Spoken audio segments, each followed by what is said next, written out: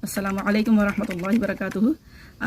हम हमारे जो है मखारिज के एतबार से हुरूफ की तरतीब चल रही है। पहले हमने पढ़ा हुरूफ हल्की हमज़ा हा आइन हा ग़इन ख़ा, ठीक है। आज अभी हम पढ़ेंगे हुरूफ लहातिया जो हलक से अदा होते हैं। क़ौफ़ काफ, क़ौफ़ को मोटा पढ़ेंगे। क़ौफ़, ये जो हमारा हलक है यहाँ पे कौवा लटका होता है, जब ये कौवा इससे टकराता है क़ौफ़, हलक हमारा बिल्कुल बंद हो जाता है। क़ौफ़ क़ौफ़, ठीक है। जब टकराएगा तो क़ौफ़ अदा होगा।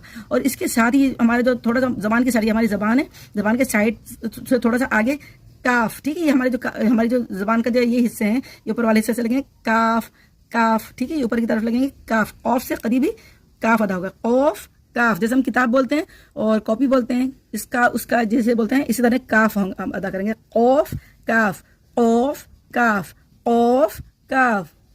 अस्सलामु अलैकुम वरहमतुल्लाहि वबरकातुहू। कमेंट करके अगर कोई पूछना चाहें कोई बात, तो आप मुझे मेरे इनबॉक्स में सवाल दे सकते हैं, ठीक है। अगर आप चाहते हैं कि आपको सब्सक्राइब बना, प्लीज आप इसको शेयर करें और ये सब्सक्राइब करें और इंस्टाग्राम और फेसबुक